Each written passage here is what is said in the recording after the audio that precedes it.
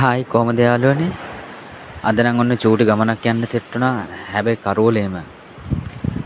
ඉතින් යන්න කියලා මේ එළියට බැස්සේ. මට මතක් වුණා කතාවක්. අද අහසේ හඳවත් නැහැ. හරිම කළුවලයි. ඒ වුණාට හැබැයි තරු තියෙනවා අහස පුරාවට.